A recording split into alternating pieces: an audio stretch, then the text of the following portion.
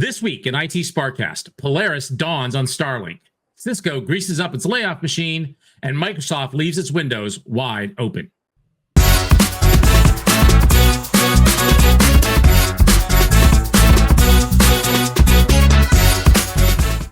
Greetings and welcome to IT SPARC Cast. I'm your co-host, John Barger. And I'm your co-host, Lou Schmidt. Let's go see what's going on out there. It's Friday, August 30th. IT SPARC Cast is a digest of the IT news over the last week, with insights, opinions, and a little sarcasm from two experts with over 20 years of experience working in IT or for IT vendors. And now the news bites. Hey there, let's start out with Polaris Dawn reveals a new trick for Starlink. The Polaris Dawn mission is going to be launching soon. There was an anomaly with the SpaceX landing for one of its Starlink missions. I'm going to put money on it right now because we're all geeks here. I'm betting it was a hydraulics failure. Take that money to the bank. Watch how those flames come out and that leg collapses. You heard it here first. But it's delaying the launch of Polaris Dawn, but Polaris Dawn will launch soon. Why do we care about that in IT? Because one of the experiments they're going to do is to connect directly to Starlink on their mission via laser link. This means there's something new that Starlink does that we didn't know it did. Now, why should you care about this? Right now, if you're operating a high performance network or you're in something like real-time trading or you're looking at Starlink for backups, one of the advantages is the latency can be really, really good depending on how the network is operating because the signal operates faster going up to that satellite and down again than it does in fiber, right? The speed of light in fiber is only 70% of free space. So real-time traders are looking into this.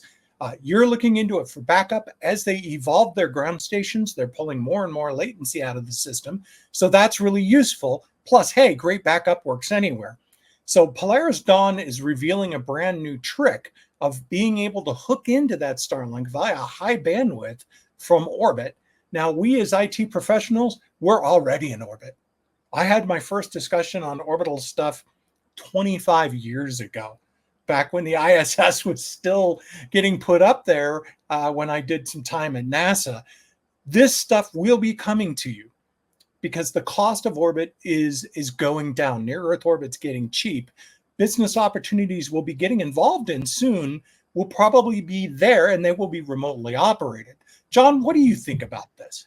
Well, this is really interesting. I got really excited about satellite and space networking back in the Iridium days, and I was foreseeing all of us having a phone that was not as big as the Iridium phones that could allow us to communicate no matter where we are on the planet. And it looks like we're getting there. So not only with phones, but also as enterprise IT folks, we really need to be paying attention to this. And this could be the future of our WAN, especially for some of those remote locations where it might be a little harder to get, strong fiber links out there.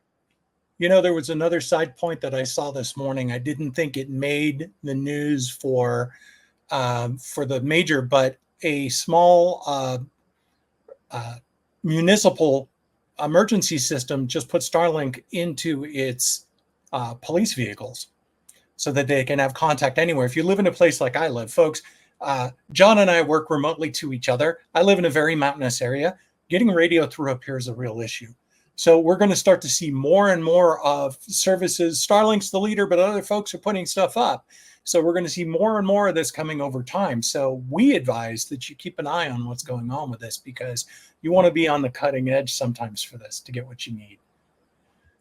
Yeah, so speaking of companies that Elon runs, X, formerly Twitter, is now testing video conferencing.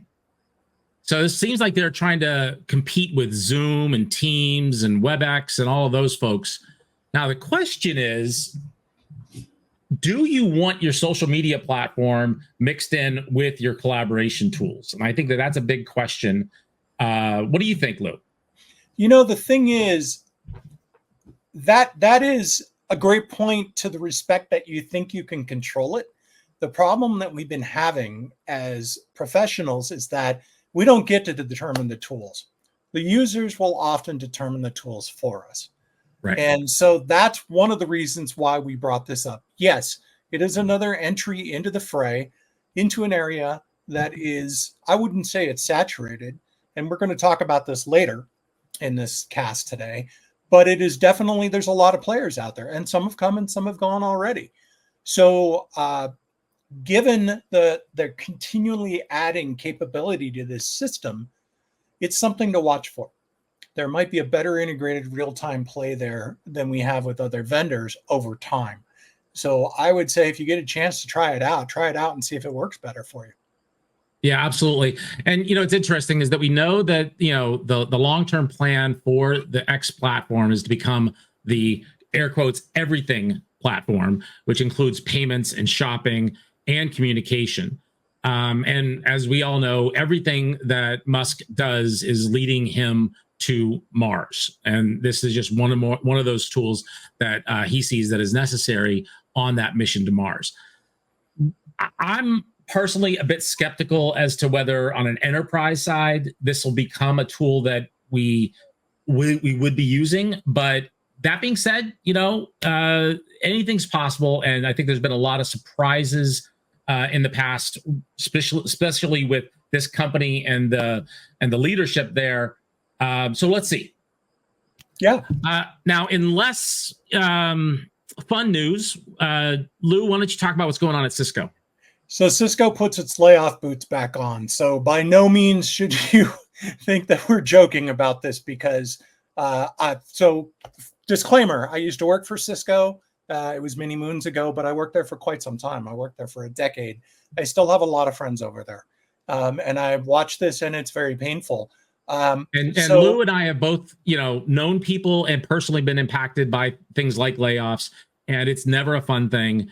Unfortunately, it seems to become a regular occurrence with companies like Cisco, and especially Cisco being kind of the leader in this space of regular lifeboat drills.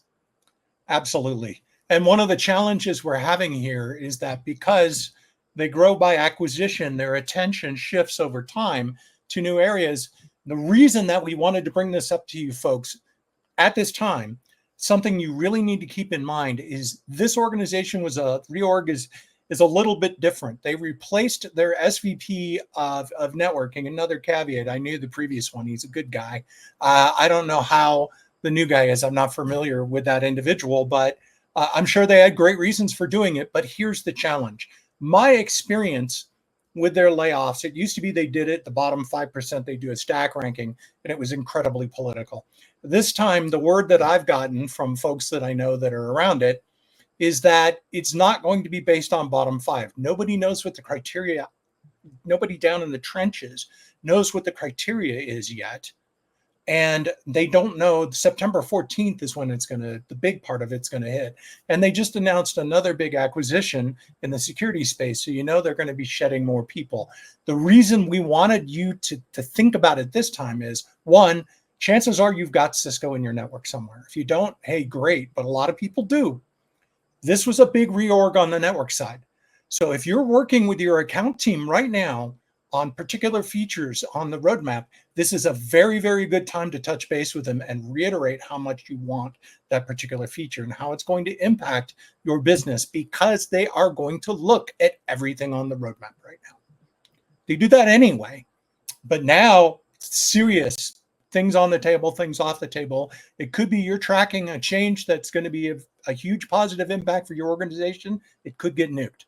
So now is the time to get with your sales team, get on their calendar, push them, and make sure that they're going to do your stuff.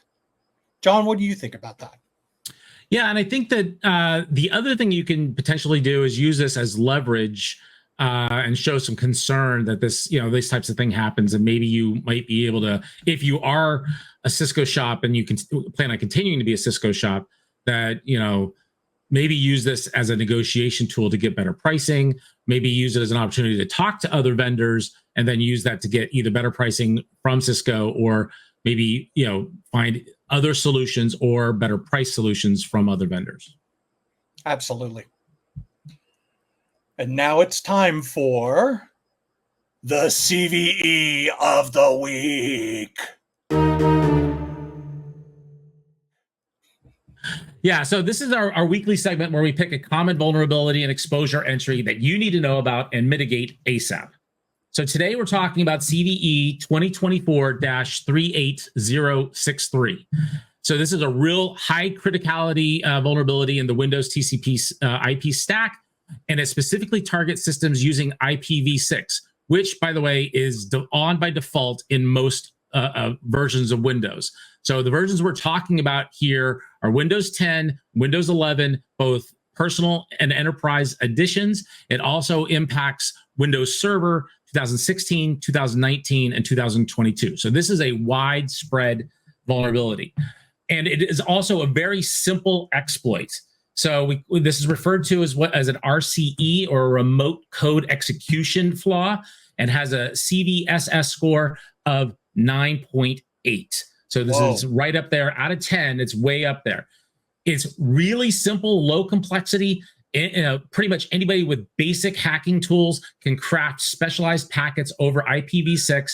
If they know your WAN or LAN IP address, they can gain direct access to your system and allow you to remote execute code, allow you to install malicious software and take over that system without your awareness. So again, this is something that needs to be updated. The patch is available, was as part of the Patch Tuesday for August 2024 release. This is a really scary one, and the kind of thing that just keeps happening to many different systems, and is a sign that we as a community in IT need to do both a better job as vendors looking for things like this, but then also we need to be holding people accountable, our vendors accountable, when things like this happen. Now, at this point, there's no known exploit in the wild, but it's just a matter of time. If you don't get patched immediately, it's very short order before there will be real exploits in the wild. And for folks who are running primarily IPv4 on your WAN side, most of us are. In fact, I would love for you guys to give us feedback, telling us how you're using IPv6 in the organization.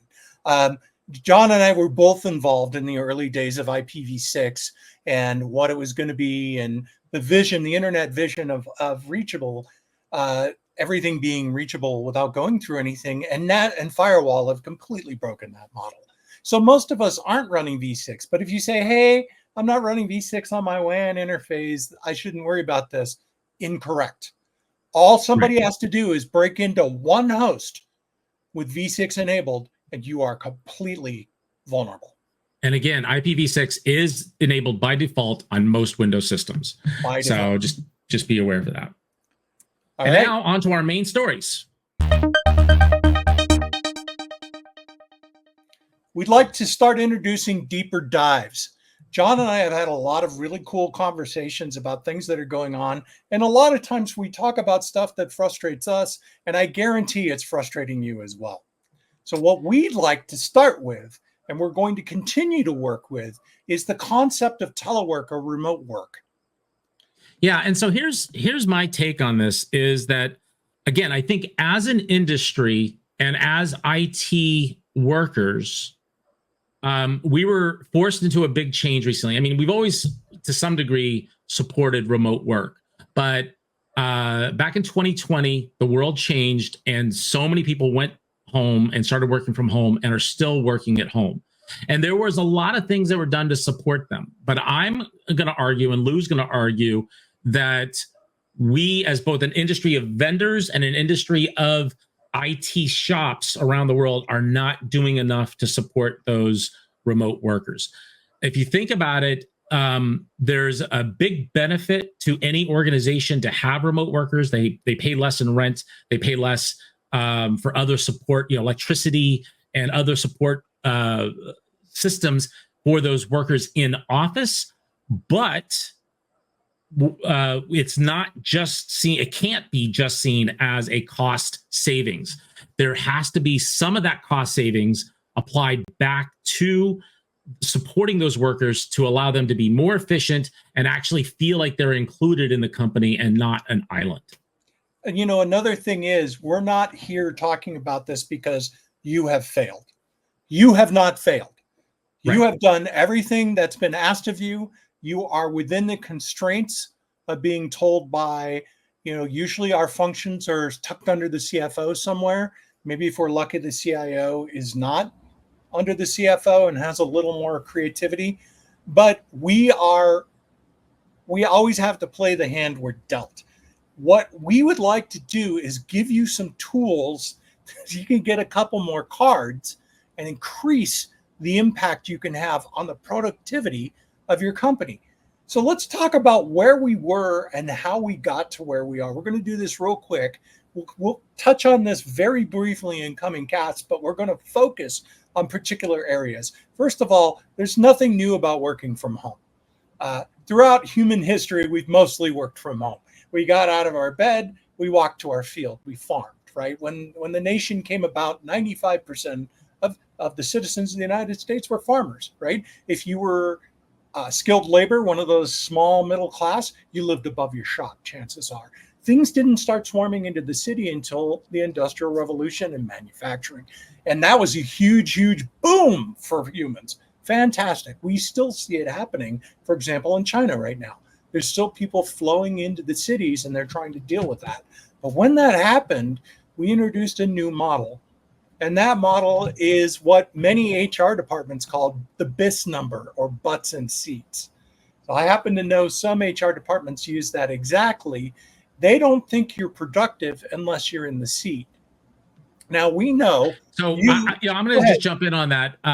So even Eric Schmidt, no relation, of Google, blamed some woes over at Google, including some AI falling behind in AI on remote work. And honestly, I'm sorry for the language, that pissed me off, because it's not the individuals working from home that's the problem. It's the management of those people, the tasking of those people, and the IT support for those people that shows whether they can succeed or not. And in my past roles, I was running an enablement organization, a sales enablement organization, when the pandemic hit, and we're working very closely with Lou. And I immediately had to shift to virtual studios. We were doing a lot of video shoots, and we went from going into a green screen studio with lights and cameras to a virtual studio.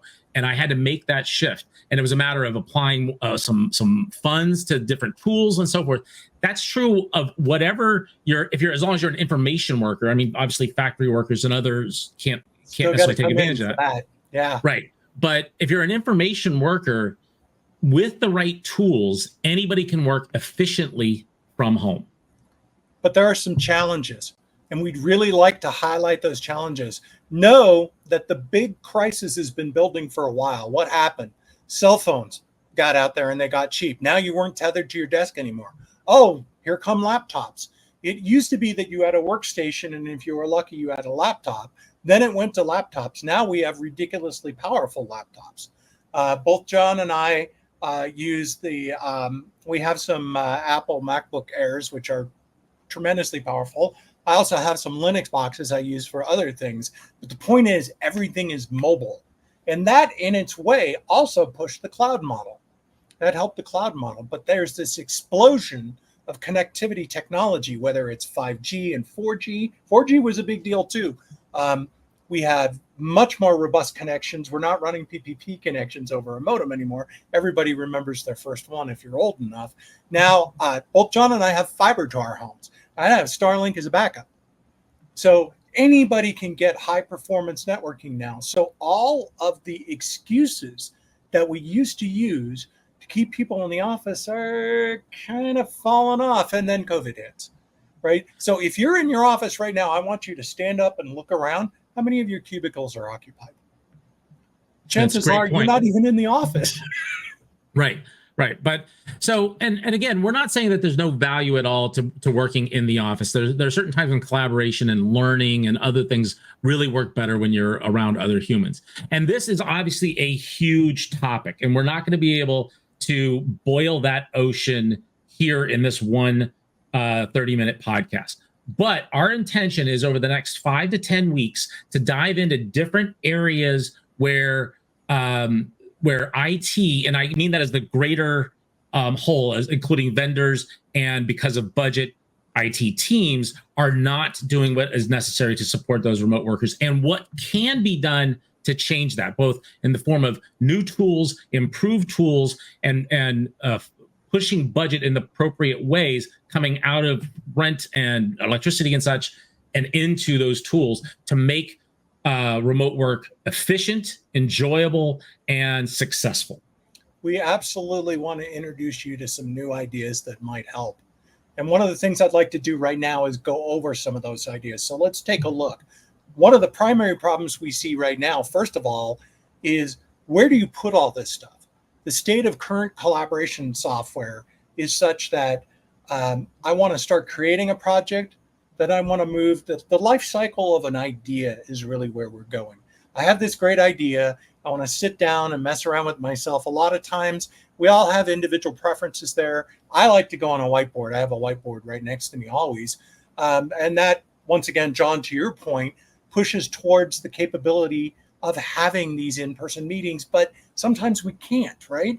Where is that whiteboard where once I've sort of chalked out my idea and gotten it down, that I can take into a huddle area and then transition into a formal meeting? That we have SharePoint. Okay, I heard everybody out there groan or slap their heads or whatever. Great idea. Execution. Wikis are also pretty common. I happen to like them, but the problem is they get out of control. John, I remember when we were working on the SharePoint stuff, you had a great point on this. Yeah, so it was probably about 12 years ago, and I got to be honest, I don't remember what conference it was, but it was a collaboration conference, and the keynote speaker from Microsoft got up and said, admitted that not only Microsoft but the industry had failed when it came to building collaboration tools, and nobody had gotten it right. And in my mind, there really haven't been any evolutionary changes with document sharing. I think that things like OneDrive and iCloud and others have really done a lot to make that better. But from an organization standpoint, it gets tricky, and it's up to each individual IT team and corporate organization to define how that content organization is done. And while there are best practices, there's no strict rules that everybody needs to follow. And, like assigning things like content creators, content owners, content collaborators, and content consumers, and what their specific roles are. I've been in situations where different sections of SharePoint, the sales organization or the marketing organization or the engineering organization, their SharePoint starts to get bloated, and then people stop using it because it's just too hard to find things. And again, that's not just a dig on SharePoint. I think that's true of any collaboration tool. So you need strict rules for aging out and so forth. Again, this is a huge topic, and we'll get into collaborative tools like SharePoint in its own episode at an upcoming case. And I would have to say, right now, PowerPoint is the vehicle we're using to move between these, which works kinda, but there is a phrase death by PowerPoint for a reason. We need a method to move text documentation, text chats, video chats, audio chats, presentations, links. We think AI might have a primary role here in moving this as a way to move a curated workflow from one to another. We don't have that. We want to take a look at. The second thing that we think is really important, and John and I have worked on a lot of real-time collaboration stuff. I was involved with Cisco Telepresence sort of on the side. We've certainly worked with other video and real-time stuff, IP telephony and all that. One thing that we have noticed, and I want to know if you've noticed as well, there is a distinct difference between an ad hoc or hallway meeting or a brainstorming session and a formal meeting. And I don't think we should be using the same tools for those functions. What do you think, John? No, I think that's absolutely right. And I mean, we've all, seen the varying different tools out there and where they stack, and I think that Zoom's doing a really good job with video conferencing. But, it's not fully tied into an ecosystem. And I think that's a big part of what we have to get to. And we'll talk about, and as we dive into this, is that the ecosystem that you're on needs to communicate and collaborate with other ecosystems. So if somebody's on Windows, somebody's on Linux, somebody's on Mac, somebody's on a phone, somebody's on a tablet, they all need to be doing the same thing at the same time across the whole piece. And I think that that's a big part that's really missing. So we'll talk about note-taking and collaborative tools later, but Lou and I are currently struggling to find a tool that we can collaborate on. We're currently settled on Apple Notes. We tried OneNote, we tried Evernote, we tried several others. And Apple Notes seems to be the most robust and works the best, but Lou's got a MacBook, but doesn't have Apple devices on his phone and tablet. And I'm Apple across the board. So it's not ideal because it doesn't fully operate across all the different platforms. Do you have a favorite tool? We'd like to know what it is. So reach out to us at feedback at itsparkcast.com. That is itsparkcast.com, or hit us up on X at IT SPARC Cast. And speaking of feedback, we actually did have Robert reach out to us on X, and I'll quote, he said, "I just landed in Vegas and I'm working for the VMware Explore conference this week. I would be interested in hearing your thoughts on the recent acquisition and changes in the industry around it." And I made a very off-the-cuff response to him that I felt that he's talking about the Broadcom acquisition of VMware. And I said that Broadcom is where companies go to stagnate. And I was very clear to say not die, because I think that these companies don't die, but there's really two different types of acquisitions that Broadcom makes. And they've been really very active over the last 12 or plus years on acquiring various companies. And I'll put them into two different buckets. One is strengthening their existing semiconductor business, which is their primary focus. That includes the acquisition of Brocade's storage chip side of the business, and then selling off the IP side. It includes Broadlight, NetLogic, LSI, PLX, and Emulex. That was all really to strengthen their existing semiconductor business. But they also bought some standalone companies that I feel was as a revenue generation tool. That includes, obviously, VMware. It includes CA Technology. It includes Symantec's enterprise security business. So in my mind, the way I think of this is that, so my son's a big fan of Minecraft and some other games. And one of the things that can be done is they create these XP farms. So XP is experience points. It's how they grow in the game. And they basically create contraptions and systems within a game that just sit there and run, and it generates experience points for them, or whatever it is that they need in that game. And I feel that that's what Broadcom is doing with VMware Computer Associates and Symantec. It's really to bring them in, extract as much revenue as possible out of those companies, stop innovating, and just these are companies that really are leaders in a market, but well established and have a lot of customers, and it's just basically hoovering up as much cash as possible for as long as possible. But on the Am I missing something, Luke? On the flip side of that, I'm a chip geek.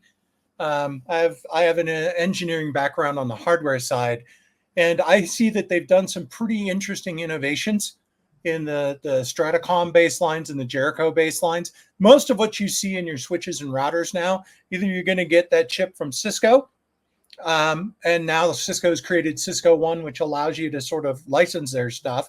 But if you look at everybody else, they're pretty much running, they're mostly running on Broadcom. There's some other folks out there like Marvell that make some really good chips, in my opinion. But the reason Broadcom's doing well is they're doing a nice chunk of integration to enable the software innovation that they're not making for that space. I don't go to Broadcom for an innovative software solution to my switch. They have one and it works. Right. It does work, but you go to Cisco, Juniper, Extreme, HPE, Arista, those folks boost what those chips can do. And so I think it's important that we make the distinction on Broadcom that they seem to have, like John said, there's a primary and a secondary. And here's the thing. I was at a conference a few years ago, and the chief revenue officer for Broadcom was there, and he spoke about the fact that there's only so much growth that they can expect in the semiconductor business, and they do need to keep innovating and growing there. And things like AI and wireless and other areas are growth areas for them, but it's a measured growth. For significant growth, they need to grow, and the industry's term is inorganic growth, which is acquisitions of companies and then being able to make more money on that company through its revenue than the acquisition cost them. And if you look at the acquisitions on the software side, Symantec was a $10 billion acquisition. CA Technologies was almost a $19 billion acquisition. And then VMware was a whopping $61 billion acquisition. So they're expecting hundreds of billions of dollars to come rolling in over the years on these acquisitions. Without getting too negative on this, as a customer of one of those vendors, I would be really concerned, especially if you look at a VMware, which really owns the virtualization market. I mean, there are obviously other players out there, Microsoft and various other options, but VMware, when you think of virtualization, the first name that comes to your mind is VMware. And I'm really concerned that is going to see just a complete flattening on its feature set. Now, the good news is that might actually provide an opportunity for the other vendors to become innovative and actually leapfrog over VMware on a technology standpoint. We might actually see some really cool stuff come out of the industry. Or it could just be that this market has matured, and having them slow that down, really kick into the baseline and lock down the basics might be even better. So it's not all gloom and doom. There's definitely a case to be made that we've hit peak virtualization in some spaces, right? The real innovation, I think, happening right now is happening in containers. It's happening in ARM64 architectures, places where we don't traditionally deploy a VMware type solution. You're talking Kubernetes, you're talking Docker, stuff like that. So keep an eye on this, because we're watching this too, and we're going to see where things shift, because there's already a big motion towards containers in the cloud scale business. Will this come to your local area? Probably. So I really want to thank Robert for reaching out to us for a great topic. It's something that I've been thinking about in one form or another, and was happy to kind of put it all on paper and get to it. But we want to hear from you. What topics do you want us to cover? So again, feedback at itsparkcast.com. Again, that's feedback at itsparkcast.com or at IT SPARC Cast on X. So that's going to be a wrap for this episode. We'll be back next week with more news and opinions from the world of enterprise IT. Take care. Thanks a lot.